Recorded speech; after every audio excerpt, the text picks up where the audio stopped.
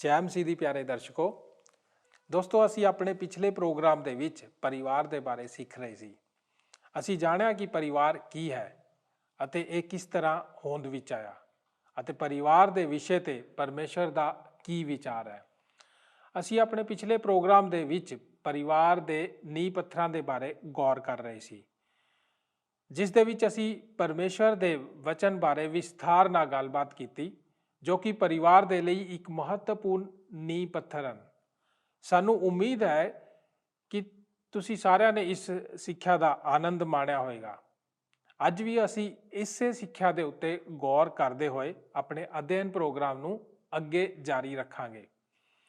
ਅੱਜ ਅਸੀਂ ਪਰਮੇਸ਼ਰ ਦੇ ਬਚਨ ਦੇ ਬਾਰੇ, ਜੋ ਕਿ ਪਰਮੇਸ਼ਰ ਦੀ ਮੁੱਖ ਨੀਂਹ ਹੈ, ਹੋਰ ਜ਼ਿਆਦਾ ਸਿੱਖਾਂਗੇ। ਇਸ ਤੋਂ ਬਾਅਦ ਅਸੀਂ ਦੂਜੀ ਮਹੱਤਵਪੂਰਨ ਨੀਂਹ, ਜੋ ਕਿ ਪ੍ਰਾਰਥਨਾ ਹੈ, ਉਸ ਦੇ ਬਾਰੇ ਸਿੱਖਾਂਗੇ। ਦੋਸਤੋ, ਅਸੀਂ ਆਸ਼ਾ ਕਰਦੇ ਹਾਂ ਕਿ ਤੁਹਾਨੂੰ ਸਾਡੀ ਇਹ ਪੇਸ਼ਕਸ਼ ਪਸੰਦ ਆਏਗੀ। ਜੇਕਰ ਤੁਹਾਨੂੰ ਸਾਡਾ ਅੱਜ ਦਾ ਪ੍ਰੋਗਰਾਮ ਚੰਗਾ ਲੱਗਦਾ ਹੈ ਤਾਂ ਮੇਰੀ ਬੇਨਤੀ ਹੈ ਕਿ ਤੁਸੀਂ ਸਾਨੂੰ ਮਿਸ ਕਾਲ ਕਰਕੇ ਜ਼ਰੂਰ ਦੱਸੋ। ਹੁਣ ਅਸੀਂ ਆਪਣੇ ਪ੍ਰੋਗਰਾਮ ਦੇ ਵਿੱਚ ਅੱਗੇ ਵਧਦੇ ਹਾਂ। ਆਓ ਇਸ ਤੋਂ ਪਹਿਲਾਂ ਕਿ ਅਸੀਂ ਆਪਣੇ ਪ੍ਰੋਗਰਾਮ ਦੇ ਵਿੱਚ ਦਾਖਲ ਹੋਈਏ, ਆਪਣੇ ਮਨਾਂ ਨੂੰ ਤਿਆਰ ਕਰਦੇ ਹਾਂ ਅਤੇ ਸੁਣਦੇ ਹਾਂ ਇਹ ਭਜਨ।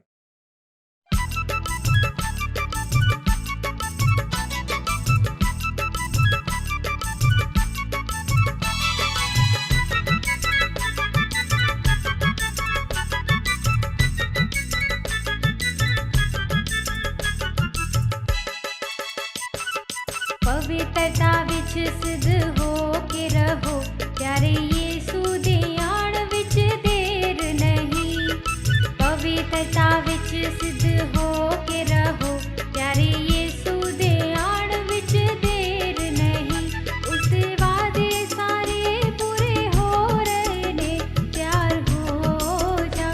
ਉਸ ਦੇ ਵਾਅਦੇ ਸਾਰੇ ਪੂਰੇ ਹੋ ਰਹੇ ਨੇ, ਤਿਆਰ ਹੋ ਜਾ। ਪਵਿੱਤਰਤਾ ਵਿੱਚ ਸਿੱਧ ਹੋ ਕੇ ਰਹੋ, ਪਿਆਰੇ ਯੀਸ਼ੂ ਦੇ ਆਉਣ ਵਿੱਚ ਦੇਰ ਨਹੀਂ। ਪਵਿੱਤਰਤਾ ਵਿੱਚ ਸਿੱਧ ਹੋ ਕੇ ਰਹੋ, ਪਿਆਰੇ ਯੀਸ਼ੂ ਦੇ ਆਉਣ ਵਿੱਚ ਦੇਰ ਨਹੀਂ।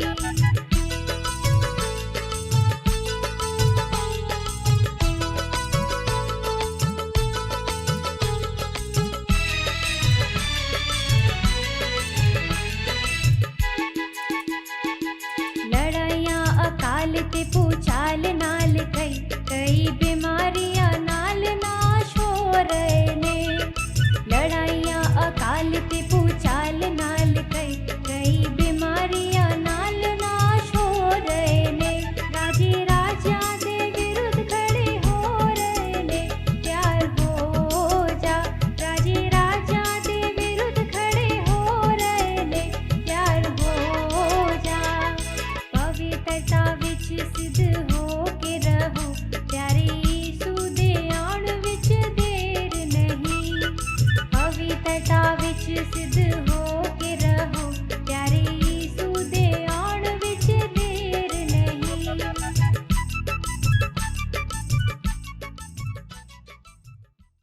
ਪਿਛਲੇ ਪ੍ਰੋਗਰਾਮ ਦਾ ਹਿੱਸਾ ਅਸੀਂ ਇਸ ਪ੍ਰੋਗਰਾਮ ਵਿੱਚ ਜਾਰੀ ਰੱਖਾਂਗੇ। ਸਾਡੇ ਨਾਲ ਇਹਨਾਂ ਪ੍ਰੋਗਰਾਮਾਂ ਵਿੱਚ ਬਣੇ ਰਹੋ। ਮੇਰਾ ਭਾਵ ਇਹ ਸੀ ਕਿ ਨਿਆਂ ਵਿੱਚ ਕੁਝ ਖਰਾਬੀ ਹੁੰਦੀ ਹੈ ਅਤੇ ਸਾਨੂੰ ਉਹਨਾਂ ਨੂੰ ਅਪਣਾਉਣ ਦੀ ਜ਼ਰੂਰਤ ਹੁੰਦੀ ਹੈ, ਪਰ ਇਸ ਫੌਜੀ ਤਰੀਕੇ ਨਾਲ ਆਪ ਨੂੰ ਮੇਰੇ ਆਪਣੇ ਤਰੀਕੇ ਨਾਲ ਜੋ ਇਹ ਹੀ ਉੱਚਾ ਮਾਰਗ ਹੈ ਨਾਲ ਕਰਨ ਜਾ ਰਹੇ ਹੋ। ਆਪ ਨੂੰ ਇਹ ਵਿਖਾਓ ਅਤੇ ਮੈਂ ਆਪ ਨੂੰ ਇੱਕ ਬੱਚਾ ਵਿਖਾਵਾਂਗਾ ਜਿਸ ਨੇ ਆਪਣੇ ਦਿਲ ਵਿੱਚ ਵਿਰੋਧਤਾ ਪਾਈ ਹੋਈ ਹੈ। ਆਪ ਮੈਨੂੰ ਇੱਕ ਨੌਜਵਾਨ ਵਿਅਕਤੀ ਵਿਖਾਓ ਜੋ ਇੱਕ ਇਹੋ ਜਿਹੇ ਪਰਿਵਾਰ ਵਿੱਚ ਵੱਡਾ ਹੁੰਦਾ ਹੈ ਜਿੱਥੇ ਯਿਸੂ ਮਸੀਹ ਉਸ ਦੇ ਮਾਪਿਆਂ ਲਈ ਸਭ ਤੋਂ ਵੱਧ ਜੋਸ਼ੀਲੀ ਚੀਜ਼ ਹੈ ਅਤੇ ਜਿੱਥੇ ਕਿ ਜੇਕਰ ਉਹ ਚੁਣ ਸਕਣ ਤਦ ਉਹ ਪਰਮੇਸ਼ਰ ਲਈ ਕੁਝ ਕਰਨ ਦੀ ਇੱਛਾ ਰੱਖਦੇ ਹਨ ਅਤੇ ਜਿੱਥੇ ਕਿ ਕਲੀਸਿਆ ਬਸ ਇੱਕ ਇਹੋ ਜਿਹੀ ਸਥਾਨ ਹੀ ਨਹੀਂ ਹੈ ਜਿੱਥੇ ਮੈਨੂੰ ਹਫ਼ਤੇ ਦੇ ਅੰਤ ਵਿੱਚ ਜਾਣਾ ਪੈਣਾ ਹੈ। ਕਿ ਆਪ ਇੱਕ ਇਹੋ ਜਿਹੇ ਘਰ ਦੀ ਕਲਪਨਾ ਕਰ ਸਕਦੇ ਹੋ ਜਿਸ ਵਿੱਚ ਇਸ ਤਰ੍ਹਾਂ ਹੁੰਦਾ ਰਹਿੰਦਾ ਹੈ, ਤੂੰ ਕਿੱਥੇ ਜਾ ਰਿਹਾ ਹੈ? ਅਸੀਂ ਅੱਜ ਰਾਤ ਗਿਰਜੇ ਜਾ ਰਹੇ ਹਾਂ। ਸ਼ਾਇਦ ਹੋ ਸਕਦਾ ਹੈ ਪਾਸਵਾਨ ਸਾਹਿਬ ਜਾਣ ਲਵੇਗਾ ਜੇਕਰ ਤੂੰ ਉੱਥੇ ਨਹੀਂ ਹੋਇਆ। ਅਸੀਂ ਗਿਰਜੇ ਜਾ ਰਹੇ ਹਾਂ। ਇਹੋ ਹੀ ਹੈ ਜੋ ਆਪ ਦੇ ਅੰਦਰ ਅੱਗ ਨੂੰ ਵਧਾਵੇਗਾ, ਪਰਮੇਸ਼ਰ ਦੇ ਨਾਲ ਚੱਲਣ ਦੀ ਖੁਆਇਸ਼ ਪੈਦਾ ਕਰੇਗਾ। ਅਸੀਂ ਪਹਿਲਾਂ ਤੋਂ ਹੀ ਆਪਣੇ ਪਰਿਵਾਰ ਵਿੱਚ ਕੁਝ ਫੈਸਲਾ ਕਰ ਲਿਆ ਸੀ ਜਦੋਂ ਪਰਮੇਸ਼ਰ ਨੇ ਮੈਨੂੰ ਸੇਵਾ ਲਈ ਬੁਲਾਇਆ ਸੀ। ਅਸੀਂ ਜਾਣਦੇ ਸੀ ਕਿ ਇਸ ਵਿੱਚ ਚੁਣੌਤੀਆਂ ਆਉਣ ਵਾਲੀਆਂ ਸਨ। ਇਹ ਬਹੁਤ ਸਾਰੀਆਂ ਸਨ ਅਤੇ ਇਹ ਰਹੀਆਂ ਸਨ। ਇਹ ਹਮੇਸ਼ਾ ਹੀ ਰਹਿਣਗੀਆਂ। ਹਰੇਕ ਉਸ ਪ੍ਰਚਾਰਕ ਦੇ ਬਾਰੇ ਬਹੁਤ ਚਿੰਤਾ ਕਰਦਾ ਹੈ ਜੋ ਕਿਸੇ ਸ਼ੀਸ਼ੇ ਦੇ ਘਰ ਵਿੱਚ ਰਹਿੰਦਾ ਹੋਵੇ। ਹਰੇਕ ਤੱਕਦਾ ਹੈ ਜੋ ਕੁਝ ਵੀ ਉਹ ਕਰਦੇ ਹਨ। ਸੇਵਾ ਕਰਨ ਵਾਲੇ ਲੋਕ ਇਸ ਬਾਰੇ ਜਾਣਦੇ ਹਨ। ਇਸ ਪਰਿਵਾਰ ਦੇ ਠੀਕ ਆਰੰਭ ਵਿੱਚ ਅਸੀਂ ਇਹ ਫੈਸਲਾ ਕੀਤਾ ਸੀ, ਜਿਸ ਦਾ ਆਰੰਭ ਪਿੱਛੇ 1963 ਵਿੱਚ ਹੋਇਆ ਸੀ ਕਿ ਜਦੋਂ ਪਰਮੇਸ਼ਰ ਸਾਨੂੰ ਸੇਵਾ ਦੇ ਦੌਰਾਨ ਬੱਚੇ ਬਖਸ਼ੇਗਾ, ਤਦ ਅਸੀਂ ਆਪਣੀਆਂ ਜ਼ਿੰਦਗੀਆਂ ਦਾ ਸਮਾਂ ਯਿਸੂ ਮਸੀਹ ਦੀ ਸੇਵਾ ਕਰਦਿਆਂ ਗੁਜ਼ਾਰਾਂਗੇ। ਇਸ ਨਾਲੋਂ ਜ਼ਿਆਦਾ ਮਜ਼ਾ, ਜ਼ਿਆਦਾ ਜੋਸ਼, ਹੋਰ ਜ਼ਿਆਦਾ ਹੈਰਾਨੀ, ਹੋਰ ਜ਼ਿਆਦਾ ਹੌਸਲਾ ਅਫਜ਼ਾਈ ਯਿਸੂ ਮਸੀਹ ਦੀ ਸੇਵਾ ਕਰਨ ਨਾਲੋਂ ਨਹੀਂ ਹੈ। ਅਤੇ ਆਪਣੇ ਬੱਚਿਆਂ ਨੂੰ ਆਪ ਦੇ ਨਾਲ ਚੱਲਣ ਵਿੱਚ ਅਤੇ ਉਹ ਸਭ ਕੁਝ ਕਰਨ ਵਿੱਚ ਜੋ ਆਪ ਖੁਦ ਕਰਦੇ ਹੋ ਅਤੇ ਇਸ ਸਭ ਦਾ ਮਜ਼ਾ ਲੈਣ ਵਿੱਚ ਜੋ ਕਰ ਰਹੇ ਹੋ, ਕੁਝ ਕਰਦੇ ਹੋ, ਮੈਂ ਇਸ ਜਗਤ ਵਿੱਚ ਕਰ ਸਕਦਾ ਹਾਂ। ਤਦ ਮੈਂ ਜੋ ਕਰਦਾ ਹਾਂ ਉਸ ਦੇ ਇਲਾਵਾ ਹੋਰ ਕੁਝ ਵੀ ਕਰਨ ਦੀ ਖੁਆਇਸ਼ ਨਹੀਂ ਕਰਾਂਗਾ। ਮੇਰੇ ਬੱਚੇ ਇਹ ਜਾਣਦੇ ਹਨ। ਹਰੇਕ ਜੋ ਮੈਨੂੰ ਜਾਣਦਾ ਹੈ ਉਸ ਨੂੰ ਇਹ ਪਤਾ ਹੈ, ਜੇਕਰ ਮੈਂ ਕੱਲ ਦੁਬਾਰਾ ਆਰੰਭ ਕਰ ਸਕਿਆ ਤਦ ਆਪ ਨੂੰ ਪਤਾ ਹੈ ਕਿ ਮੈਂ ਕੀ ਕਰਾਂਗਾ। ਮੈਂ ਦੁਬਾਰਾ ਆਰੰਭ ਕਰਾਂਗਾ। ਮੈਂ ਬਸ ਉਹੀ ਸਭ ਕੁਝ ਕਰਾਂਗਾ ਜੋ ਮੈਂ ਕਰ ਚੁੱਕਾ ਹਾਂ। ਮੈਂ ਇੱਧਰ ਉੱਧਰ ਕੁਝ ਗਲਤੀਆਂ ਨੂੰ ਸੁਧਾਰਾਂਗਾ, ਪਰ ਮੈਂ ਚੱਲਦਾ ਜਾਵਾਂਗਾ ਅਤੇ ਯਿਸੂ ਮਸੀਹ ਦੀ ਸੇਵਾ ਕਰਾਂਗਾ। ਮੈਂ ਯਿਸੂ ਮਸੀਹ ਦਾ ਸੇਵਕ ਹੋਣ ਕਰਕੇ ਬਹੁਤ ਉਚੇਜਿਤ ਹਾਂ ਅਤੇ ਪ੍ਰਭੂ ਪਰਮੇਸ਼ਰ ਦੀ ਸੇਵਾ ਕਰਦਿਆਂ ਜੇਕਰ ਮੈਂ ਇੱਥੇ ਅਤੇ ਘਰ ਵਿੱਚ ਇਸ ਤਰ੍ਹਾਂ ਹਾਂ, ਤਦ ਇਸ ਦਾ ਕੋਈ ਕਾਰਨ ਨਹੀਂ ਕਿ ਮੇਰੇ ਬੱਚੇ ਮੈਨੂੰ ਨਾ ਵੇਖ ਸਕਣ। ਇਹ ਉਹਨਾਂ ਦੇ ਅੰਦਰ ਹੀ ਪਰਮੇਸ਼ਰ ਨੂੰ ਜਾਣਨ ਦੀ ਖੁਆਇਸ਼ ਹੈ ਅਤੇ ਉਸ ਦੇ ਨਾਲ ਚੱਲਣ ਦੀ ਵੀ। ਇਹੋ ਹੀ ਹੁੰਦਾ ਹੈ। ਅਤੇ ਜੇਕਰ ਆਪ ਇਸ ਨੂੰ ਕਿਸੇ ਹੋਰ ਤਰੀਕੇ ਨਾਲ ਕਰਦੇ ਆ ਰਹੇ ਹੋ, ਤਦ ਇਸ ਨੂੰ ਬੰਦ ਕਰ ਦੇਵੋ। ਬਿਹਤਰ ਹੈ ਕਿ ਆਪ ਖੁਦ ਯਿਸੂ ਮਸੀਹ ਬਾਰੇ ਉਤੇਜਿਤ ਹੋਵੋ। ਜੇਕਰ ਆਪ ਚਾਹੁੰਦੇ ਹੋ ਕਿ ਆਪ ਦੇ ਬੱਚੇ ਵੀ ਉਤੇਜਿਤ ਕੀਤੇ ਜਾਣ, ਬਿਹਤਰ ਹੈ ਕਿ ਉਹ ਆਪ ਤੋਂ ਹਾਸਲ ਕਰਨ ਦੀ ਜੋ ਆਪ ਕਰ ਰਹੇ ਹੋ, ਉਹ ਬਸ ਇੱਕ ਡਿਊਟੀ ਹੀ ਨਹੀਂ ਹੈ। ਇਹ ਉਹ ਕੰਮ ਹੈ ਜੋ ਪਰਮੇਸ਼ਰ ਆਪ ਨੂੰ ਕਰਨ ਲਈ ਇੱਕ ਅਦਭੁਤ ਸੁਭਾਗ ਬਖਸ਼ਦਾ ਹੈ। ਆਪ ਜਾਣਦੇ ਹੋ ਕਿ ਅਸੀਂ ਰਾਜਿਆਂ ਦੇ ਰਾਜਾ ਅਤੇ ਪ੍ਰਭੂਆਂ ਦੇ ਪ੍ਰਭੂ ਦੇ ਸੇਵਾ ਪ੍ਰਾਪਤ ਕੀਤੀ ਹੋਈ ਹੈ। ਆਮੀਨ। ਉਹਨਾਂ ਨੂੰ ਸਿਖਲਾਓ, ਉਹਨਾਂ ਨੂੰ ਪਰਮੇਸ਼ਰ ਦੇ ਕੰਮ ਲਈ ਭੁੱਖ ਅਤੇ ਪਿਆਸ ਬਤਾਓ।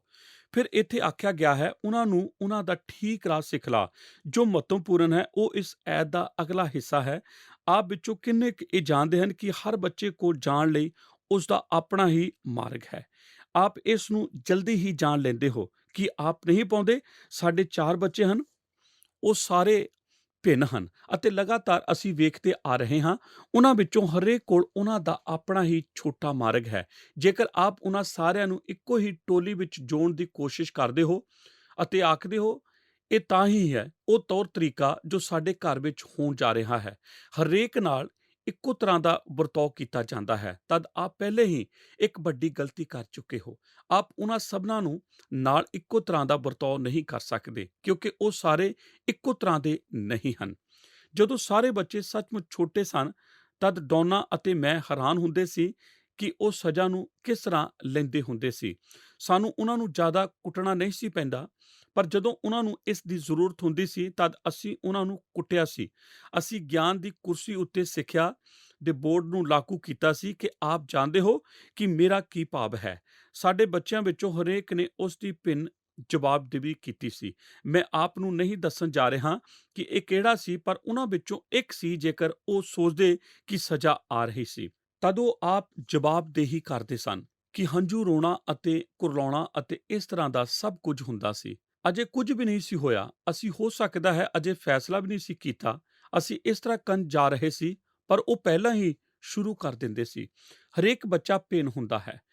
ਆਪ ਨੂੰ ਉਹਨਾਂ ਦਾ ਤੌਰ ਤਰੀਕਾ ਸਿੱਖਣਾ ਪੈਣਾ ਹੈ ਕਿ ਇਹ ਸੱਚ ਨਹੀਂ ਹੈ। ਹਰੇਕ ਬੱਚਾ ਇੱਕ ਜੋੜ ਹੈ। ਉਹਨਾਂ ਦੇ ਅੰਦਰ ਉਹੀ ਹੈ ਜੋ ਪਰਮੇਸ਼ਰ ਨੇ ਬੰਦ ਕੀਤਾ ਹੋਇਆ ਹੈ ਅਤੇ ਬੁੱਧੀਮਾਨ ਬਾਪੇ ਇਹ ਸਮਝਦੇ ਹਨ ਕਿ ਆਪ ਉਸ ਜੋੜ ਨੂੰ ਜਾਣ ਲੈਂਦੇ ਹੋ ਅਤੇ ਉਸ ਬੱਚੇ ਦੀਆਂ ਜ਼ਰੂਰਤਾਂ ਨੂੰ ਪੂਰਾ ਕਰਨ ਲਈ ਸਰਵਸ਼ਕਤੀਮਾਨ ਪਰਮੇਸ਼ਰ ਨਾਲ ਸਹਿਯੋਗ ਕਰਦੇ ਹੋ। ਬਾਲਕ ਨੂੰ ਉਹਦਾ ਠੀਕ ਮਾਰਗ ਸਿਖਲਾ ਅਤੇ ਉਹ ਪਰਮੇਸ਼ਰ ਦੇ ਨਾਲ ਜਾਣਾ ਜਾਰੀ ਰੱਖੇਗਾ। ਜੇਕਰ ਆਪ ਦੀਆਂ ਹਦਾਇਤਾਂ ਦੇ ਪਿੱਛੇ ਚੱਲਦੇ ਹੋ। ਭਾਗ ਈੜੀ, ਆਪਣੇ ਪਰਿਵਾਰ ਨੂੰ ਵਿਨਾਸ਼ਕਾਰੀ ਪ੍ਰਭਾਵਾਂ ਤੋਂ ਬਚਾਓ। ਹੁਣ ਇੱਥੇ ਇੱਕ ਹੋਰ ਚੀਜ਼ ਹੈ। ਜ਼ਬੂਰ 127 ਦਾ ਇੱਕ ਵਚਨ ਉਹ ਆਖਦਾ ਹੈ, ਜਦੋਂ ਆਪ ਇਹ ਕਰ ਰਹੇ ਹੋ ਤਦ ਆਪ ਉਹਨਾਂ ਦੇ ਵਿਰੁੱਧ ਇੱਕ ਪਹਿਰਾ ਹੋਣ ਜਾ ਰਹੇ ਹੋ। ਇਹ ਆਖਦਾ ਹੈ ਕਿ ਪਰਮੇਸ਼ਰ ਪਰਿਵਾਰ ਨੂੰ ਵਿਨਾਸ਼ਕਾਰੀ ਪ੍ਰਭਾਵਾਂ ਤੋਂ ਬਚਾ ਕੇ ਰੱਖੇਗਾ।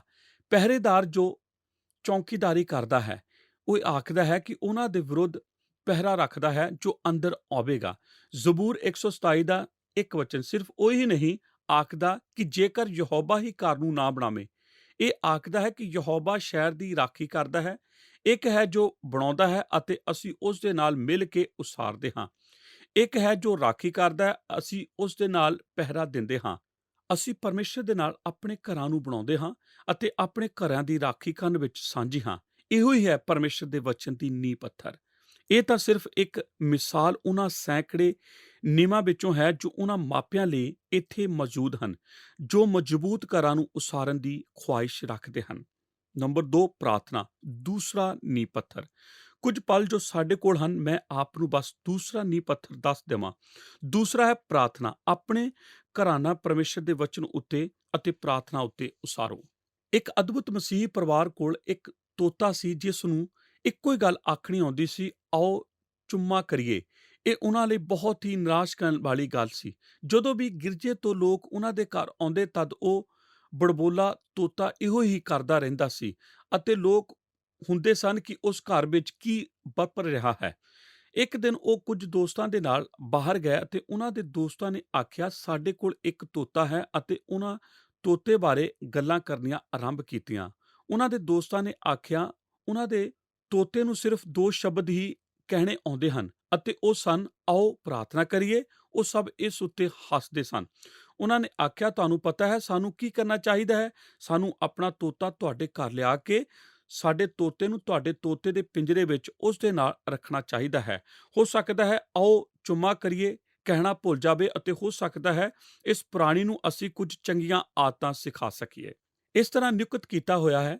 ਉਹ ਆਪਣਾ ਤੋਤਾ ਉਸ ਘਰ ਲੈ ਗਏ ਅਤੇ ਪਿੰਜਰਾ ਖੋਲ੍ਹ ਦਿੱਤਾ। ਰੂਹਾਨੀ ਤੋਤਾ ਉੱਥੇ ਸੀ ਅਤੇ ਉਹਨੇ ਰੂਹਾਨੀ ਤੋਤੇ ਨੂੰ ਅੰਦਰ ਰੱਖ ਦਿੱਤਾ।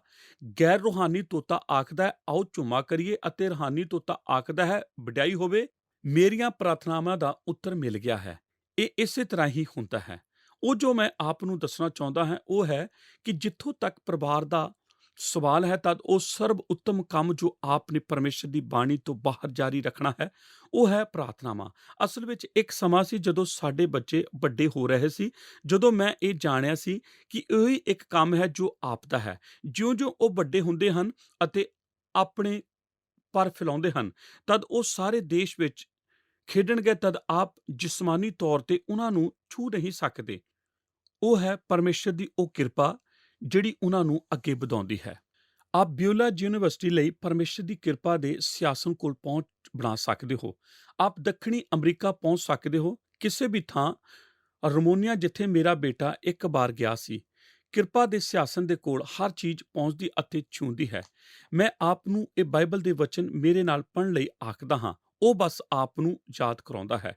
ਮੈਨੂੰ ਪੁਕਾਰ ਅਤੇ ਮੈਂ ਉੱਤਰ ਦਿਆਂਗਾ ਅਤੇ ਮੈਂ ਤੈਨੂੰ ਵੱਡੀਆਂ-ਵੱਡੀਆਂ ਤੇ ਔਖੀਆਂ-ਔਖੀਆਂ ਗੱਲਾਂ ਦੱਸਾਂਗਾ ਜਿਨ੍ਹਾਂ ਨੂੰ ਤੂੰ ਨਹੀਂ ਜਾਣਦਾ। ਇਸ ਲਈ ਮੈਂ ਤੁਹਾਨੂੰ ਆਖਦਾ ਹਾਂ, ਮੰਗੋ ਅਤੇ ਇਹ ਤੁਹਾਨੂੰ ਦਿੱਤਾ ਜਾਵੇਗਾ, ਮੰਗੋ ਅਤੇ ਤੁਸੀਂ ਪਾਓਗੇ, ਖੜਖੜਾਓ ਅਤੇ ਤੁਹਾਡੇ ਲਈ ਖੋਲ੍ਹਿਆ ਜਾਵੇਗਾ। ਜੇਕਰ ਤੁਸੀਂ ਮੇਰੇ ਨਾਮ ਵਿੱਚ ਕੁਝ ਮੰਗੋ ਤੇ ਮੈਂ ਕਰਾਂਗਾ। ਮੱਤੀ 21 ਦੇ 22 ਦੇ ਵਚਨ। ਅਤੇ ਸਭ ਕੁਝ ਜੋ ਤੁਸੀਂ ਨੇਚਾ ਨਾਲ ਪ੍ਰਾਰਥਨਾ ਕਰਕੇ ਮੰਗੋ ਸੋ ਪਾਓਗੇ। ਯੂਹੰਨਾ 15 ਦੇ 7 ਵਚਨ। ਜੇ ਤੁਸੀਂ ਮੇਰੇ ਵਿੱਚ ਰਹੋ ਅਤੇ ਮੇਰੀਆਂ ਗੱਲਾਂ ਤੁਹਾਡੇ ਵਿੱਚ ਰਹਿਣ, ਜੋ ਚਾਹੋ ਮੰਗੋ ਉਹ ਤੁਹਾਡੇ ਲਈ ਹੋ ਜਾਵੇਗਾ। ਯਾਕੂਬ 5 ਦੇ 16 ਵਚਨ। ਧਰਮੀ ਪੁਰਖ ਦੀ ਬੇਨਤੀ ਤੋਂ ਬਹੁਤ ਅਸਰ ਹੁੰਦਾ ਹੈ। ਤੁਹਾਡੇ ਵਿੱਚੋਂ ਕਿੰਨੇ ਕੁ ਇਹ ਵਿਸ਼ਵਾਸ ਕਰਦੇ ਹਨ ਪ੍ਰਾਰਥਨਾ ਹੀ ਉੱਤਰ ਹੈ? ਕੀ ਇਹ ਨਹੀਂ ਹੈ? ਕਈ ਵਾਰ ਲੋਕ ਮੇਰੇ ਕੋਲ ਆ ਕੇ ਆਖਦੇ ਹਨ, ਪਾਸਵਾਨ ਜਰਮੀਆ, ਕਿ ਆਪ ਮੇਰੇ ਨਾਲ ਮੇਰੇ ਬੱਚੇ, ਮੇਰੇ ਪੁੱਤਰ, ਮੇਰੀ ਧੀ ਲਈ ਪ੍ਰਾਰਥਨਾ ਕਰੋਗੇ? ਅਤੇ ਮੈਂ ਉਹਨਾਂ ਨੂੰ ਆਖਾਂਗਾ ਕਿ ਹੋ ਰਿਹਾ ਹੈ ਅਤੇ ਉਹ ਕਿਸੇ ਭਿਆਨਕ ਮੁਸੀਬਤ ਵਿੱਚੋਂ ਗੁਜ਼ਰ ਰਹੇ ਹੁੰਦੇ ਹਨ, ਅਤੇ ਮੈਂ ਆਖਾਂਗਾ ਕਿ ਆਪ ਨੇ ਪ੍ਰਭੂ ਕੋਲ ਇਸ ਬਾਰੇ ਗੱਲਬਾਤ ਕੀਤੀ ਹੈ। ਅਤੇ ਇਹ ਮੇਰੇ ਲਈ ਇੰਨੀ ਹੈਰਾਨ ਕਰਨ ਵਾਲੀ ਗੱਲ ਹੁੰਦੀ ਹੈ ਕਿ ਆਪ ਆਪਣੇ ਬੱਚੇ ਨਾਲ ਸੰਬੰਧਿਤ ਇਹੋ ਜਿਹੀ ਚੀਜ਼ ਵਿੱਚ ਗੁਜ਼ਰ ਰਹੇ ਹੁੰਦੇ ਹੋ ਅਤੇ ਇਸ ਦਿਨ ਦੇ ਹਰ ਪਲ ਆਪ ਇਸ ਬਾਰੇ ਪਰਮੇਸ਼ਰ ਨਾਲ ਗੱਲ ਨਹੀਂ ਕਰ ਰਹੇ ਹੁੰਦੇ।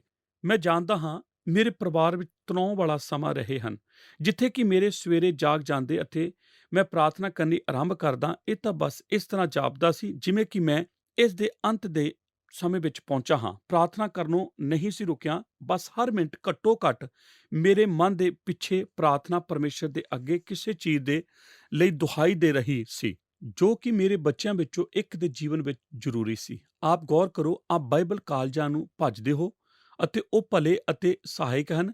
ਅਸੀਂ ਜਾਂਦੇ ਹਾਂ ਅਤੇ ਕੈਸਟਾਂ ਖਰੀਦਦੇ ਹਾਂ, ਅਸੀਂ ਟੇਪਾਂ ਪ੍ਰਾਪਤ ਕਰਦੇ ਹਾਂ, ਅਸੀਂ ਆਪਣੇ ਦੋਸਤਾਂ ਨੂੰ ਫ਼ੋਨ ਕਰਦੇ ਹਾਂ ਅਤੇ ਅਸੀਂ ਜਾ ਕੇ ਪਾਸਵਾਨ ਨੂੰ ਮਿਲਦੇ ਹਾਂ ਅਤੇ ਅਸੀਂ ਸਲਾਹੂਆਂ ਨਾਲ ਆਪਣੀ ਮੁਲਾਕਾਤ ਦਾ ਸਮਾਂ ਲੈਂਦੇ ਹਾਂ।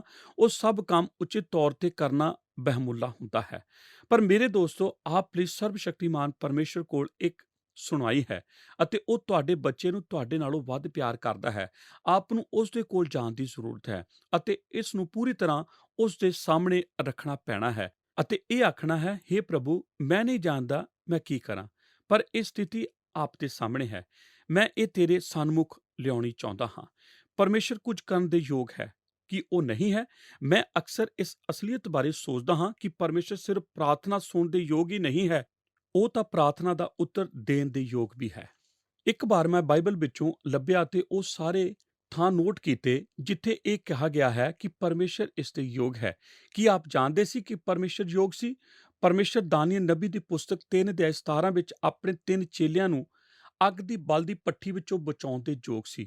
ਪਰਮੇਸ਼ਰ ਦਾਨੀਏਲ ਨੂੰ ਸ਼ੇਰਾਂ ਦੇ ਮੂੰਹ ਤੋਂ ਬਚਾਉਣ ਦੇ ਯੋਗ ਸੀ। ਦਾਨੀਏਲ 6 ਪਰਮੇਸ਼ਰ 90 ਸਾਲਾਂ ਦੀ ਔਰਤ ਸਾਰਾ ਨੂੰ ਇੱਕ ਬੱਚਾ ਬਖਸ਼ਣ ਦੇ ਯੋਗ ਸੀ, ਜਦੋਂ ਕਿ ਉਸ ਦੀ ਉਮਰ ਬੱਚਿਆਂ ਨੂੰ ਪੈਦਾ ਕਰਨ ਤੋਂ ਲੰਘ ਚੁੱਕੀ ਸੀ। ਦੂਸਰਾ ਕਰੰਥੀਆਂ 9:8 ਦੇ ਅਨੁਸਾਰ ਪਰਮੇਸ਼ਰ ਆਪਣੇ ਚੇਲਿਆਂ ਨੂੰ ਜੋ ਵੀ ਉਹਨਾਂ ਦੀ ਲੋੜ ਹੋਵੇ ਉਸ ਦੀ ਪੂਰਤੀ ਕਰਨ ਦੇ ਯੋਗ ਹੈ। ਪਰਮੇਸ਼ਰ ਉਹਨਾਂ ਦਾ ਪੂਰਾ ਨਿਸਤਾਰਾ ਕਰ ਸਕਦਾ ਹੈ ਜੋ ਯਿਸੂ ਮਸੀਹ ਦੇ ਰਾਹੀਂ ਪਰਮੇਸ਼ਰ ਕੋਲ ਆਉਂਦੇ ਹਨ। ਇਬਰਾਨੀਆਂ 7 ਪਰਮੇਸ਼ਰ ਸਾਡੇ ਸੰਭਵ ਅਤੇ ਸੋਚਣ ਤੋਂ ਵੀ ਵੱਧ ਕਰ ਸਕਦਾ ਹੈ।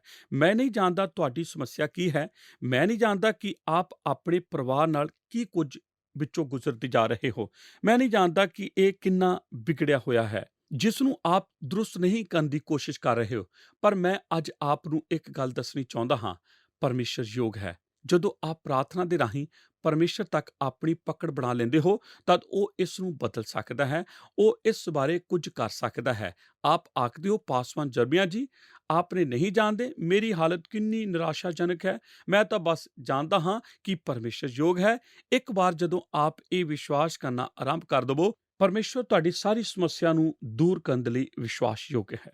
ਆਪ ਆਖਦੇ ਹੋ, ਜਦੋਂ ਮੈਂ ਆਪਣੇ ਬੱਚਿਆਂ ਲਈ ਪ੍ਰਾਰਥਨਾ ਕਰਦਾ ਹਾਂ ਤਦ ਮੈਂ ਕਿਵੇਂ ਉਹਨਾਂ ਲਈ ਪ੍ਰਾਰਥਨਾ ਕਰਾਂ। ਕੁਝ ਮਹੀਨੇ ਪਹਿਲਾਂ ਮੈਂ ਪੈਟਰਿਕ ਦੁਆਰਾ ਲਿਖੀ ਇੱਕ ਪੁਸਤਕ ਪੜ੍ਹ ਰਿਹਾ ਸੀ ਜੋ ਕਿ ਇੱਕ ਮਹਾਨ ਲੇਖਕ ਹੈ। ਉਸ ਕੋਲ ਇੱਕ ਛੋਟੀ ਸੂਚੀ ਸੀ ਜੋ ਮੈਂ ਸੋਚਿਆ ਸੀ ਕਿ ਮਹਾਨ ਸੀ ਅਤੇ ਮੈਂ ਇੱਕ ਤਰ੍ਹਾਂ ਨਾਲ ਉਸ ਨੂੰ ਸੰਖੇਪ ਕੀਤਾ ਅਤੇ ਮੈਂ ਬਸ ਜਲਦੀ ਹੀ ਇਸ ਉੱਤੇ ਕਾਰਜ ਕਰਨਾ ਚਾਹੁੰਦਾ ਸੀ। ਇਸ ਵਿੱਚ ਕੁਝ ਇਸ ਨਾਲ ਸੰਬੰਧਿਤ ਹੋਵੇਗਾ। ਜਦੋਂ ਆਪ ਇਸ ਬਾਰੇ ਗਹਿਰਾਈ ਨਾਲ ਸੋਚਦੇ ਹੋ ਕਿ ਆਪ ਦੇ ਬੱਚੇ ਕਿੱਥੇ ਹਨ, ਸਭ ਤੋਂ ਪਹਿਲਾਂ ਇਹ ਪ੍ਰਾਰਥਨਾ ਕਰੋ ਕਿ ਉਹ ਵਿਸ਼ਵਾਸ ਕਰਨ ਜੇਕਰ ਉਹਨਾਂ ਨੇ ਅਜੇ ਇਹ ਨਹੀਂ ਕੀਤਾ। ਇਹ ਸ਼ੁਰੂ ਕਰਨ ਲਈ ਇੱਕ ਅੱਛਾ ਸਥਾਨ ਹੈ। ਕੀ ਆਪ ਜਾਣਦੇ ਹੋ ਕਿ ਆਪ ਨੂੰ ਇਸ ਬਾਰੇ ਕਦੋਂ ਪ੍ਰਾਰਥਨਾ ਕਰਨੀ ਆਰੰਭ ਕਰਨਾ ਚਾਹੀਦਾ ਹੈ? ਜਦੋਂ ਵੀ ਆਪ ਇੱਕ ਜੋੜੇ ਵਜੋਂ ਇਕੱਠੇ ਹੁੰਦੇ ਹੋ, ਉਹ ਦਿਨ ਜਦੋਂ ਆਪ ਦਾ ਵਿਆਹ ਹੋ ਜਾਂਦਾ ਹੈ। ਆਪ ਨੂੰ ਆਪਣੇ ਅਣਜੰਮੇ ਬੱਚਿਆਂ ਲਈ ਪ੍ਰਾਰਥਨਾ ਕਰਨੀ ਆਰੰਭ ਕਰਨ ਦੇਣੀ ਚਾਹੀਦੀ ਹੈ। ਆਪ ਨੂੰ ਪ੍ਰਾਰਥਨਾ ਕਰਨੀ ਆਰੰਭ ਕਰ ਦੇਣੀ ਚਾਹੀਦੀ ਹੈ ਕਿ ਇੱਕ ਛੋਟੀ ਉਮਰ ਹੀ ਉਹ ਮਿਲਣ ਵਿੱਚ ਵਧਣ। ਹੇ ਮਾਂ, ਪਹਿਲੀ ਵਾਰ ਜਦੋਂ ਆਪ ਆਪਣੀ ਗੋਦ ਵਿੱਚ ਉਸ ਪਹਿਲੀ ਛੋਟੀ ਹਲਚਲ ਨੂੰ ਮਹਿਸੂਸ ਕਰਦੇ ਹੋ ਤਦ ਆਪ ਆਪਣਾ ਹੱਥ ਉੱਥੇ ਰੱਖੋ ਅਤੇ ਪਰਮੇਸ਼ਰ ਦਾ ਧੰਨਵਾਦ ਕਰੋ। ਮੈਂ ਪ੍ਰਾਰਥਨਾ ਕਰਦੀ ਹਾਂ ਕਿ ਇਹ ਛੋਟਾ ਬਾਲਕ ਜੋ ਮੇਰੇ ਅੰਦਰ ਪਲ ਰਿਹਾ ਹੈ, ਇੱਕ ਦਿਨ ਉਹ ਪਰਮੇਸ਼ਰ ਦੇ ਘਰਾਣੇ ਵਿੱਚ ਜਨਮ ਪਾਵੇ। ਉਹਨਾਂ ਦੀ ਨੇਚਾ ਲਈ ਪ੍ਰਾਰਥਨਾ ਕਰਨਾ ਆਰੰਭ ਕਰੋ ਅਤੇ ਫਿਰ ਸਿਰਫ ਇਹ ਪ੍ਰਾਰਥਨਾ ਨਾ ਕਰੋ ਕਿ ਉਹ ਨੇਚਾ ਕਰ ਲਵੇ, ਪਰ ਇੱਕ ਇਹੋ ਜਿਹੀ ਨੇਚਾ ਲਈ ਪ੍ਰਾਰਥਨਾ ਕਰੋ ਜੋ ਪਰਪੱਕ ਬਣੇਗੀ। ਇੱਕ ਵਧਣ ਵਾਲੀ ਨੇਚਾ ਲਈ ਪ੍ਰਾਰਥਨਾ ਕਰੋ, ਸਿਰਫ ਇੱਕ ਸਥਿਰ ਨੇਚਾ ਲਈ ਹੀ ਨਹੀਂ ਬਲਕਿ ਉਹ ਜੋ ਵੱਧਦੀ ਜਾਂਦੀ ਹੈ। ਇੱਕ ਆਜ਼ਾਦ ਨੇਚਾ ਲਈ ਪ੍ਰਾਰਥਨਾ ਕਰੋ। ਆਪ ਇਹ ਕਰਨਾ ਉਦੋਂ ਆਰੰਭ ਕਰੋ ਜਦੋਂ ਉਹ ਥੋੜ੍ਹੇ ਜਿਹੇ ਵੱਡੇ ਹੋ ਜਾਂਦੇ ਹਨ ਅਤੇ ਜਦੋਂ ਹੁਣ ਉਹਨਾਂ ਦੇ ਕਾਲਜ ਵਿੱਚ ਦਾਖਲ ਹੋਣ ਦਾ ਸਮਾਂ ਆ ਜਾਂਦਾ ਹੈ। ਹੇ ਪਰਮੇਸ਼ਰ, ਮੇਰੇ ਬੱਚੇ ਨੂੰ ਇੱਕ ਇਹੋ ਜਿਹੀ ਨੇਚਾ ਬਖਸ਼ ਜੋ ਆਪ ਦੇ ਵਿੱਚ ਵੱਧਦੇ ਜਾਣ ਦੇ ਲਈ ਉਹ ਮਜ਼ਬੂਤ ਹੋ ਸਕੇ। ਇੱਕ ਆਜ਼ਾਦ ਨੇਚਾ ਦੇ ਲਈ ਪ੍ਰਾਰਥਨਾ ਕਰੋ। ਪ੍ਰਾਰਥਨਾ ਕਰੋ ਕਿ ਉਹ ਮਾਸ ਅਤੇ ਸਰੀਰ ਅਤੇ ਆਤਮਾ ਵਿੱਚ ਮਜ਼ਬੂਤ ਅਤੇ ਸਿਹਤਮੰਦ ਹੋਣ। ਪ੍ਰਾਰਥਨਾ ਕਰੋ ਕਿ ਆਪਣੇ ਜੀਵਨ ਵਿੱਚ ਉਹ ਇੱਕ ਉਦੇਸ਼ ਅਤੇ ਸੁਭਾਗ ਦੀ ਭਾਵਨਾ ਰੱਖਣ। ਪ੍ਰਾਰਥਨਾ ਕਰੋ ਕਿ ਉਹ ਧਿਆਨਦਾਰੀ ਅਤੇ ਸੁਰਚੇਤਾ ਦੇ ਮਹੱਤਵ ਨੂੰ ਸਮਝਣ। ਜੀ ਹਾਂ, ਸਾਨੂੰ ਇਹ ਸਭ ਕਿਵੇਂ ਆਪਣੇ ਬੱਚਿਆਂ ਵਿੱਚ ਕਰਨ ਦੀ ਜ਼ਰੂਰਤ ਹੈ। ਧਿਆਨਦਾਰੀ ਦਾ ਮਹੱਤਵ, ਕਿਉਂਕਿ ਅਸੀਂ ਇੱਕ ਇਹੋ ਜਿਹੇ ਜਗਤ ਵਿੱਚ ਰਹਿੰਦੇ ਹਾਂ ਜਿੱਥੇ ਮੁਸੀਬਤ ਦੇ ਵਕਤ ਝੂਠ ਬੋਲਣਾ ਹਮੇਸ਼ਾ ਹੀ ਸਾਡੇ ਲਈ ਜ਼ਰੂਰੀ ਹੁੰਦਾ ਹੈ। ਸਾਨੂੰ ਇਹਨਾਂ ਸਾਰੀਆਂ ਗੱਲਾਂ ਤੋਂ ਆਪਣੇ ਬੱਚੇ ਨੂੰ ਸਾਵਧਾਨ ਕਰਨਾ ਹੈ। ਸਾਨੂੰ ਆਪਣੇ ਬੱਚਿਆਂ ਨੂੰ ਸੱਚਾਈ ਅਤੇ ਦਿਆਨਦਾਰੀ ਅਤੇ ਸ੍ਰੇਸ਼ਟਤਾ ਦਾ ਮਹੱਤਵ ਸਿਖਾਉਣ ਦੀ ਜ਼ਰੂਰਤ ਹੈ। ਜਦੋਂ ਅਸੀਂ ਉਹਨਾਂ ਲਈ ਪ੍ਰਾਰਥਨਾ ਕਰਦੇ ਹਾਂ, ਤਦ ਇਹ ਪ੍ਰਾਰਥਨਾ ਕਰੋ ਕਿ ਪਰਮੇਸ਼ਰ ਨਾਲ ਸਮਾਂ ਬਿਤਾਉਣ ਲਈ ਆਪਣਾ ਸਮਾਂ ਅੱਡ ਕਰਨ। ਪ੍ਰਾਰਥਨਾ ਕਰੋ ਕਿ ਉਹ ਬੁੱਧ ਪ੍ਰਾਪਤ ਕਰਨ, ਕਿਉਂਕਿ ਬੁੱਧ ਉਹਨਾਂ ਨੂੰ ਨੇਕ ਫੈਸਲਾ ਬਿਨਾਂ ਪੂਰਵ ਮਿਸਾਲ ਦੇ ਲੈਣ ਵਿੱਚ ਮਦਦ ਕਰੇਗੀ। ਪ੍ਰਾਰਥਨਾ ਕਰੋ ਕਿ ਉਹ ਨਸ਼ੀਲੀਆਂ ਦਵਾਈਆਂ, ਸ਼ਰਾਬ ਅਤੇ ਸ਼ਾਦੀ ਤੋਂ ਪਹਿਲਾਂ ਕਾਮ ਵਾਸ਼ਨਾ ਵਿੱਚ ਨਾ ਪੈ ਜਾਣ। ਇਹ ਤਾਂ ਬਸ ਕੁਝ ਕੁ ਚੀਜ਼ਾਂ ਹਨ, ਹੋਰ ਵੀ ਬਹੁਤ ਕੁਝ ਹੈ ਜੋ ਆਪ ਆਖ ਸਕਦੇ ਹੋ ਕਿ ਆਪ ਆਪਣੇ ਬੱਚਿਆਂ ਲਈ ਪ੍ਰਾਰਥਨਾ ਕਰਦੇ ਹੋ। ਜਦੋਂ ਮੇਰੀ ਪਤਨੀ ਡੌਨਾ ਅਤੇ ਮੈਂ ਇੱਥੇ ਆਏ, ਤਦ ਅਸੀਂ ਇੱਕ ਘਰ ਵਿੱਚ ਰਹਿੰਦੇ ਹੁੰਦੇ ਸੀ। ਅਸੀਂ ਉੱਥੇ ਲਗਭਗ 15 ਸਾਲ ਰਹੇ। ਸਾਡੇ ਸਾਰੇ ਬੱਚੇ ਉਸੇ ਹੀ ਘਰ ਵਿੱਚ ਵੱਡੇ ਹੋਏ ਸਨ। ਜਦੋਂ ਉਹ ਸਕੂਲ ਵਿੱਚ ਹੁੰਦੇ ਸਨ, ਤਦ ਅਸੀਂ ਸਵੇਰੇ ਆਪਣੀ ਕਾਰ ਵਿੱਚ ਉਹਨਾਂ ਦੇ ਚਲੇ ਜਾਣ ਤੋਂ ਬਾਅਦ ਬੈਠਦੇ ਅਤੇ ਅਸੀਂ ਪਹਾੜ ਵੱਲ ਚਲੇ ਜਾਂਦੇ ਸੀ ਅਤੇ ਅਸੀਂ ਗਾਰਮੈਂਟ ਹਿਲਸ ਹਾਈ ਸਕੂਲ ਦੇ ਲਾਗੇ ਆਪਣੀ ਗੱਡੀ ਖੜੀ ਕਰਦੇ ਸੀ ਅਤੇ ਮੇਰੀ ਪਤਨੀ ਡੌਨਾ ਅਤੇ ਮੈਂ ਉਸ ਵੱਡੇ ਰਿਹਾਇਸ਼ੀ ਮਕਾਨਾਂ ਦੇ ਇਲਾਕੇ ਵਿੱਚ ਇੱਧਰ-ਉੱਧਰ ਚੱਕਰ ਲਗਾਉਂਦੇ ਹੁੰਦੇ ਸੀ। ਇੱਕ ਦਿਨ ਅਸੀਂ ਸੋਚਿਆ ਕਿ ਕਸਰਤ ਲਈ ਇੱਕ ਅੱਛਾ ਅਨੁਭਵ ਸੀ ਅਤੇ ਇਹ ਕਰਦੇ ਵਕਤ ਅਸੀਂ ਆਪਣੇ ਬੱਚਿਆਂ ਲਈ ਪ੍ਰਾਰਥਨਾ ਵੀ ਕਰ ਸਕੇ ਸੀ। ਇਸ ਕਰਕੇ ਅਸੀਂ ਇਹ ਕਰਨਾ ਆਰੰਭ ਕੀਤਾ ਅਤੇ ਇਹ ਇੱਕ ਮਹਾਨ ਕੰਮ ਸੀ। ਮੈਂ ਜੈਨ ਲਈ ਪ੍ਰਾਰਥਨਾ ਕਰਦਾ ਹੁੰਦਾ ਸੀ ਅਤੇ ਜਦੋਂ ਮੈਂ ਜੈਨ ਲਈ ਪ੍ਰਾਰਥਨਾ ਕਰਦਾ ਹਟਦਾ, ਤਦ ਮੇਰੀ ਪਤਨੀ ਉੱਥੇ ਹੀ ਇਸ ਗੱਲਬਾਤ ਨੂੰ ਲੈਂਦੀ ਅਤੇ ਉਹ ਡੇਵਿਡ ਲਈ ਪ੍ਰਾਰਥਨਾ ਕਰਨੀ ਆਰੰਭ ਕਰ ਦਿੰਦੀ ਸੀ। ਅਤੇ ਫਿਰ ਜਦੋਂ ਉਹ ਡੇਵਿਡ ਲਈ ਪ੍ਰਾਰਥਨਾ ਕਰਨੀ ਸਮਾਪਤ ਕਰ ਦਿੰਦੀ, ਤਦ ਮੈਂ ਜੈਨੀਫਰ ਲਈ ਪ੍ਰਾਰਥਨਾ ਕਰਦਾ ਅਤੇ ਫਿਰ ਜੈਨੀਫਰ ਲਈ ਪ੍ਰਾਰਥਨਾ ਕਰ ਚੁੱਕਾ ਹੁੰਦਾ। ਅਸੀਂ ਬਸ ਇਸੇ ਤਰ੍ਹਾਂ ਕਰਦੇ ਹੁੰਦੇ ਸੀ ਅਤੇ ਅਗਲੇ ਦਿਨ ਅਸੀਂ ਅੱਗੇ ਇਸ ਤਰ੍ਹਾਂ ਕਰਦੇ ਜਾਂਦੇ ਸੀ, ਤਾਂ ਕਿ ਵੱਖ-ਵੱਖ ਦਿਨੀਂ ਅਸੀਂ ਭਿੰਨ-ਭਿੰਨ ਬੱਚਿਆਂ ਦੇ ਲਈ ਪ੍ਰਾਰਥਨਾ ਕਰ ਰਹੀ ਸੀ। ਮੈਂ ਤੁਹਾਨੂੰ ਦੱਸਦਾ ਹਾਂ, ਇਹ ਇੱਕ ਮਹਾਨ ਕੰਮ ਸੀ ਅਤੇ ਮੈਂ ਆਪ ਨੂੰ ਕੁਝ ਹੋਰ ਦੱਸਾਂਗਾ ਜੋ ਮੈਂ ਖੋਜਿਆ ਸੀ। ਆਪਣੀ ਪਤਨੀ ਨਾਲ ਉਹਨਾਂ ਲਈ ਪ੍ਰਾਰਥਨਾ ਕਰਦਿਆਂ ਆਪ ਆਪਣੇ ਬੱਚਿਆਂ ਬਾਰੇ ਬਹੁਤ ਕੁਝ ਸਿੱਖ ਸਕਦੇ ਹੋ। ਤੁਹਾਡੇ ਵਿੱਚੋਂ ਕਿੰਨੇ ਕੁ ਇਹ ਜਾਣਦੇ ਹਨ ਕਿ ਤੁਹਾਡੇ ਬੱਚੇ ਤੁਹਾਡੀ ਪਤਨੀ ਨੂੰ ਬਹੁਤ ਕੁਝ ਦੱਸਦੇ ਹਨ ਜੋ ਉਹ ਤੁਹਾਨੂੰ ਨਹੀਂ ਦੱਸਦੇ। ਫਿਰ ਜਦੋਂ ਉਹ ਪਰਮੇਸ਼ਰ ਨੂੰ ਦੱਸਦੀ ਹੈ, ਤਦ ਆਪ ਜਾਣ ਲੈਂਦੇ ਹੋ ਕਿ ਇਹ ਵੱਡੀ ਗੱਲ ਨਹੀਂ ਹੈ ਕਿ ਆਪ ਆਪਣੇ ਬੱਚਿਆਂ ਲਈ ਪ੍ਰਾਰਥਨਾ ਕਰਦੇ ਹੋ। ਜੇਕਰ ਆਪ ਨੇ ਮੇਰੇ ਰਸਾਲੇ ਵਿੱਚ ਤੱਕਿਆ ਹੈ, ਤਾਂ ਤੁਸੀਂ 5 ਨਾਮ ਵੇਖੋਗੇ ਜੋ ਰਸਾਲੇ ਵਿੱਚ 1994 ਤੋਂ ਹੁਣ ਤੱਕ ਜ਼ਿਕਰ ਕੀਤੇ ਜਾਂਦੇ ਹਨ। ਉਹ 5 ਨਾਮ ਜੋ ਹੋਰ ਕਿਸੇ ਵੀ ਨਾਮਾਂ ਨਾਲੋਂ ਵੱਧ ਜ਼ਿਕਰ ਕੀਤੇ ਜਾਂਦੇ ਹਨ, ਉਹ ਹੈ ਜਾਨ ਅਤੇ ਡੇਵਿਡ ਅਤੇ ਜੈਨੀਫਰ ਅਤੇ ਡੈਨੀਅਲ ਅਤੇ ਡੌਨਾ। ਆਪਣੇ ਬੱਚਿਆਂ ਲਈ ਪ੍ਰਾਰਥਨਾ ਕਰਨਾ। ਜਿੱਥੇ ਵੀ ਆਪ ਦੇ ਬੱਚੇ ਜਾਂਦੇ ਹਨ, ਆਪ ਦੀਆਂ ਪ੍ਰਾਰਥਨਾਵਾਂ ਉਹਨਾਂ ਦੇ ਪਿੱਛੇ-ਪਿੱਛੇ ਜਾਂਦੀਆਂ ਹਨ। ਜਦੋਂ ਮੈਂ ਜਾਣਦਾ ਹੁੰਦਾ ਕਿ ਕੋਈ ਵੱਡੀ ਪ੍ਰੀਖਿਆ ਹੈ ਅਤੇ ਮੈਂ ਜਾਣਦਾ ਹੁੰਦਾ ਕਿ ਕੋਈ ਵੱਡਾ ਮੈਚ ਹੈ ਅਤੇ ਮੈਂ ਜਾਣਦਾ ਹੁੰਦਾ ਕਿ ਇੱਕ ਮਹੱਤਵਪੂਰਨ ਅਭਿਆਸ ਹੋਣ ਜਾ ਰਿਹਾ ਹੈ, ਤਦ ਮੈਂ ਬਸ ਆਪਣੇ ਪਿਤਾ ਦੇ ਕੋਲ ਜਾਂਦਾ। ਕਈ ਵਾਰ ਮੇਰੀ ਖੁਆਇਸ਼ ਹੁੰਦੀ ਹੈ ਕਿ ਮੈਂ ਉੱਥੇ ਮੌਜੂਦ ਹੋਵਾਂ, ਪਰ ਮੈਂ ਇਸ ਤਰ੍ਹਾਂ ਨਹੀਂ ਕਰ ਸਕਦਾ ਹੁੰਦਾ। ਪਰ ਜਦੋਂ ਮੈਂ ਕਿਰਪਾ ਦੇ ਸਿਆਸਨ ਦੇ ਕੋਲ ਜਾਂਦਾ, ਅਸੀਂ ਇਕੱਠੇ ਹੁੰਦੇ ਅਤੇ ਅਸੀਂ ਪ੍ਰਾਰਥਨਾ ਕਰਦੇ ਹਾਂ। ਮੈਂ ਆਪ ਨੂੰ ਇੱਕ ਗੱਲ ਦੱਸ ਦੇਵਾਂ ਜੋ ਮੇਰੀ ਖੁਆਇਸ਼ ਹੈ, ਜਿਸ ਵਾਸਤੇ ਆਪ ਆਪਣੇ ਬੱਚਿਆਂ ਲਈ ਪ੍ਰਾਰਥਨਾ ਕਰੋ, ਜੋ ਪੂਰੀ ਤਰ੍ਹਾਂ ਸ਼ਾਮਲ ਹੋਣ ਵਾਲੀ ਚੀਜ਼ ਹੋਵੇਗੀ। ਮੈਂ ਤਾਂ ਬਸ ਇਸੇ ਬਾਰੇ ਸੋਚਿਆ ਸੀ ਕਿ ਆਪ ਨੂੰ ਮਰੀਅਮ ਅਤੇ ਮਾਰਥਾ ਦੀ ਕਹਾਣੀ ਯਾਦ ਹੈ। ਮੈਂ ਹਮੇਸ਼ਾ ਹੀ ਇਸ ਕਹਾਣੀ ਬਾਰੇ ਸੋਚਦਾ ਹਾਂ। ਮਾਰਥਾ ਉਸੇ ਤਰ੍ਹਾਂ ਦੀ ਸੀ ਜਿਸ ਤਰ੍ਹਾਂ ਦੀ ਮੈਂ ਸੋਚਿਆ ਸੀ ਕਿ ਉਹ ਹੋਵੇਗੀ।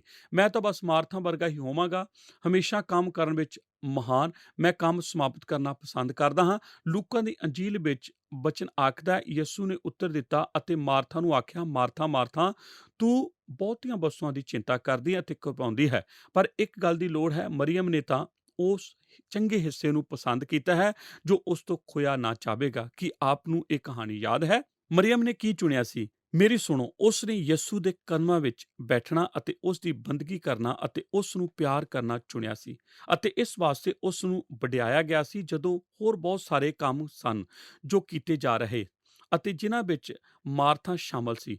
ਮਾਰਥਾ ਪਰੇਸ਼ਾਨ ਸੀ ਕਿਉਂਕਿ ਮਾਰਥਾ ਰਸੋਈ ਵਿੱਚ ਉਸ ਦੀ ਮਦਦ ਨਹੀਂ ਸੀ ਕਰਦੀ। ਮਰੀਅਮ ਯਿਸੂ ਅੱਗੇ ਗੋਡੇ ਟੇਕੇ ਹੋਏ ਬੈਠੀ ਹੋਈ ਸੀ। ਜੇਕਰ ਆਪ ਆਪਣੇ ਬੱਚਿਆਂ ਲਈ ਕਿਸੇ ਚੀਜ਼ ਲਈ ਪ੍ਰਾਰਥਨਾ ਕਰਨੀ ਚਾਹੁੰਦੇ ਹੋ, ਪ੍ਰਾਰਥਨਾ ਕਰੋ ਕਿ ਪਰਮੇਸ਼ਰ ਉਹਨਾਂ ਨੂੰ ਮਰੀਅਮ ਵਾਲਾ ਦਿਲ ਦੇਵੇ, ਤਾਂ ਕਿ ਉਹ ਯਿਸੂ ਨੂੰ ਇੰਨਾ ਜ਼ਿਆਦਾ ਪਿਆਰ ਕਰਨ ਕਿ ਉਹ ਉਸ ਨਾਲ ਸਮਾਂ ਬਿਤਾਉਣਾ ਚਾਹੁਣ ਅਤੇ ਉਸ ਦੀ ਬੰਦਗੀ ਕਰਦੇ ਹੋਣ। ਕਿਉਂਕਿ ਜੇਕਰ ਉਹ ਇਹ ਕਰਨਾ ਪਸੰਦ ਕਰਦੇ ਹਨ, ਤੇ ਸਾਰੇ ਕੰਮ ਉਹ ਆਪਣੇ ਜੀਵਨ ਵਿੱਚ ਬਰਕਤ ਨਾਲ ਭਰੇ ਹੋਏ ਪਾਉਣਗੇ। ਮੇਰੇ ਪਰਿਵਾਰ ਦੇ ਵੱਡੇ ਹੋਣ ਦੀਆਂ ਯਾਦਾਂ ਵਿੱਚ ਇੱਕ ਹੈ, ਮੈਂ ਸਵੇਰੇ-ਸਵੇਰੇ ਆਪਣੀ ਧੀ ਜੈਨੀਫਰ ਦੇ ਕਮਰੇ ਦੇ ਲਾਗਿਓਂ ਜਾ ਰਿਹਾ ਸੀ ਜਦੋਂ ਕਿ ਉਹ ਸਵੇਰੇ ਉੱਠ ਗਈ ਸੀ ਅਤੇ ਮੈਂ ਉਸ ਨੂੰ ਤੱਕਦਿਆਂ ਆਪਣੇ ਬਿਸਤਰ ਉੱਤੇ ਬੈਠਿਆਂ ਵੇਖ ਰਿਹਾ ਸੀ ਅਤੇ ਮੈਂ ਹੁਣ ਇਹ ਸਮਝ ਸਕਦਾ ਹਾਂ ਉਸ ਦੇ ਪੈਰ, ਮੈਂ ਨਹੀਂ ਜਾਣਦਾ ਉਸ ਨੇ ਇਹ ਸਭ ਕਿਵੇਂ ਕੀਤਾ ਸੀ। ਉਹ ਆਪਣੇ ਪੈਰ ਹੇਠਾਂ ਰੱਖੀ ਬੈਠੀ ਸੀ। ਇਹ ਹਾਂ, ਬਸ ਇਸੇ ਤਰ੍ਹਾਂ ਸੀ। ਉਹ ਆਪਣੀ ਬਾਈਬਲ ਨੂੰ ਆਪਣੀ ਗੋਦ ਵਿੱਚ ਰੱਖਦੀ ਅਤੇ ਆਪਣੀ ਛੋਟੀ ਜਿਹੀ ਕਾਪੀ ਨੂੰ ਅਤੇ ਬਾਈਬਲ ਵਿੱਚੋਂ ਆਪਣੇ ਪ੍ਰਭੂ ਨੂੰ ਉਸ ਨਾਲ ਗੱਲਾਂ ਕਰਦਿਆਂ ਸੁਣਦੀ ਸੀ ਅਤੇ ਪਰਮੇਸ਼ਰ ਦੇ ਨਾਲ ਸਮਾਂ ਬਿਤਾਉਂਦੀ ਹੁੰਦੀ ਸੀ। ਮੈਂ ਬਾਰ-ਬਾਰ ਇਸ ਨੂੰ ਵੇਖਿਆ ਸੀ। ਉਹ ਪ੍ਰਭੂ ਨੂੰ ਪਿਆਰ ਕਰਦੀ ਸੀ। ਉਹ ਪ੍ਰਭੂ ਦੇ ਨਾਲ ਆਪਣੇ ਇੱਕ ਰਿਸ਼ਤੇ ਦੀ ਆਦਤ ਬਣਾ ਰਹੀ ਸੀ। ਉਸ ਦੀ ਬਾਕੀ ਜ਼ਿੰਦਗੀ ਵਿੱਚ ਇਹ ਉਸ ਦੇ ਨਾਲ ਟਿਕਿਆ ਰਹੇਗਾ। ਕੁਝ ਸਮਾਂ ਪਹਿਲਾਂ ਮੇਰੇ ਦੁਆਰਾ E.M. ਬੌਂਡਸ ਦੁਆਰਾ ਲਿਖੇ ਇੱਕ ਵਿਖਿਆਨ ਨੂੰ ਪੜ੍ਹਨਾ ਯਾਦ ਹੈ। ਉਸ ਨੇ ਆਖਿਆ ਸੀ, ਜਦੋਂ ਆਪ ਅਜੇ ਛੋਟੇ ਹੋ ਤਦ ਪ੍ਰਾਰਥਨਾ ਦੀ ਆਦਤ ਪਾਓ, ਨਹੀਂ ਤਾਂ ਫਿਰ ਆਪ ਆਪਣਾ ਸਾਰਾ ਜੀਵਨ ਭਰ ਇਸ ਤੋਂ ਠੇਡੇ ਖਾਂਦੇ ਰਹੋਗੇ। ਜੇਕਰ ਆਪ ਆਪਣੇ ਬੱਚਿਆਂ ਵਿੱਚ ਪਰਮੇਸ਼ਰ ਨੂੰ ਜਾਣਨ ਅਤੇ ਪਰਮੇਸ਼ਰ ਨੂੰ ਪਿਆਰ ਕਰਨ ਦੀ ਇੱਕ ਆਦਤ ਬਣਾ ਸਕਦੇ ਹੋ ਜਦੋਂ ਕਿ ਉਹ ਅਜੇ ਛੋਟੇ ਹਨ, ਭਾਵੇਂ ਕੁਝ ਵੀ ਹੋਵੇ, ਜਦੋਂ ਇਹ ਆਪ ਦੇ ਕਾਬੂ ਤੋਂ ਬਾਹਰ ਹੋ ਜਾਂਦਾ ਹੈ, ਤਦ ਪਰਮੇਸ਼ਰ ਉਹਨਾਂ ਦੇ ਜੀਵਨ ਦੇ ਕੇਂਦਰ ਵਿੱਚ ਹੋਵੇਗਾ ਅਤੇ ਉਹ ਪਰਮੇਸ਼ਰ ਦੇ ਨਾਲ-ਨਾਲ ਚੱਲਣਾ ਜਾਰੀ ਰੱਖਣਗੇ ਅਤੇ ਆਪ ਇੱਕ ਇਹੋ ਜਿਹਾ ਪਰਿਵਾਰ ਪਾਓਗੇ ਜਿਸ ਨੂੰ ਇੱਕ ਇਹੋ ਜਿਹੀ ਨੀਂਹ ਉੱਤੇ ਉਸਾਰਿਆ ਗਿਆ ਹੈ ਜੋ ਕਿ ਮਜ਼ਬੂਤ ਹੈ। ਆਮੀਨ। ਪਿਆਰੇ ਦਰਸ਼ਕੋ, ਅਸੀਂ ਤੁਹਾਡਾ ਦਿਲ ਤੋਂ ਧੰਨਵਾਦ ਕਰਦੇ ਹਾਂ ਕਿ ਸਾਡੇ ਪ੍ਰੋਗਰਾਮ ਦੇ ਵਿੱਚ ਤੁਸੀਂ ਅਖੀਰ ਤੱਕ ਬਣੇ ਰਹੇ। ਦੋਸਤੋ, ਅੱਜ ਦੇ ਅਧਿਐਨ ਦੇ ਪ੍ਰੋਗਰਾਮ ਦੇ ਵਿੱਚ ਅਸੀਂ ਸਿੱਖਿਆ ਕਿ ਸਾਨੂੰ ਪਰਮੇਸ਼ਰ ਦੇ ਬਚਨ ਦੀ ਮਜ਼ਬੂਤ ਨੀਂਹ ਦੇ ਉੱਤੇ ਆਪਣੇ ਪਰਿਵਾਰ ਨੂੰ ਖੜਾ ਕਰਨਾ ਚਾਹੀਦਾ। ਅਸੀਂ ਸਿੱਖਿਆ ਕਿ ਸਾਨੂੰ ਆਪਣੇ ਬੱਚਿਆਂ ਦੇ ਸਾਹਮਣੇ ਇੱਕ ਅਜਿਹਾ ਨਮੂਨਾ ਬਣਨ ਦੀ ਲੋੜ ਹੈ ਜਿਹਨੂੰ ਵੇਖ ਕੇ ਉਹ ਪਰਮੇਸ਼ਰ ਦੀ ਸੇਵਾ ਕਰਨ ਦੇ ਲਈ ਉਤਸ਼ਾਹਿਤ ਹੋ ਸਕਣ। ਦੋਸਤੋ, ਅਸੀਂ ਸਿੱਖਿਆ ਕਿ ਪਰਮੇਸ਼ਰ ਦੇ ਬਚਨ ਦੀ ਨੀਂਹ ਦੀ ਜ਼ਰੂਰਤ ਕਿਉਂ ਹੈ। ਸਾਨੂੰ ਇਸ ਦੀ ਜ਼ਰੂਰਤ ਇਸ ਲਈ ਹੈ ਤਾਂ ਜੋ ਅਸੀਂ ਆਪਣੇ ਪਰਿਵਾਰਾਂ ਨੂੰ ਸੰਸਾਰ ਦੇ ਵਿਨਾਸ਼ਕਾਰੀ ਪ੍ਰਭਾਵਾਂ ਤੋਂ ਬਚਾ ਸਕੀਏ। ਤੁਸੀਂ ਉਹਨਾਂ ਦੇ ਉੱਤੇ ਪਹਿਰਾ ਹੁੰਦੇ ਹੋ। ਪਰਮੇਸ਼ਰ ਸਾਡੇ ਪਰਿਵਾਰਾਂ ਦਾ ਰਾਖੀ ਹੁੰਦਾ ਹੈ ਅਤੇ ਉਹਦੇ ਨਾਲ ਅਸੀਂ ਪਹਿਰੇਦਾਰ ਹੁੰਦੇ ਹਾਂ। ਉਸ ਤੋਂ ਬਾਅਦ ਅਸੀਂ ਦੂਜੀ ਨੀਂਹ ਦੇ ਬਾਰੇ ਜਾਣਿਆ ਜੋ ਕਿ ਪ੍ਰਾਰਥਨਾ ਹੈ।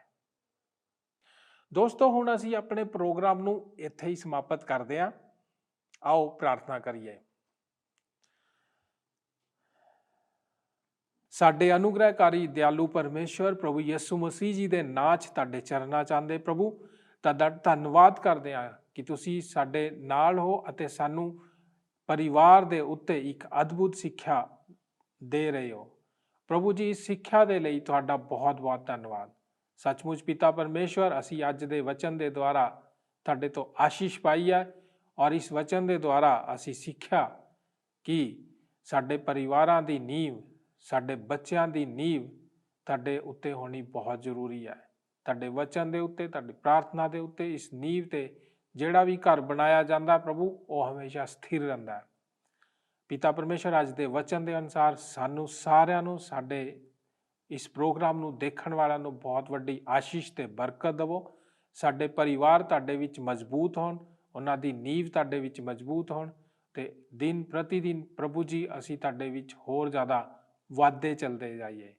ਯਿਸੂ ਮਸੀਹ ਜੀ ਦੇ ਨਾਂ 'ਚ ਮੰਗ ਲੈਂਦੇ ਹਾਂ, ਆਮੀਨ। ਜੈ ਮਸੀਹ ਦੀ। ਕੀ ਤੁਹਾਨੂੰ ਇਹ ਪ੍ਰੋਗਰਾਮ ਪਸੰਦ ਆਇਆ?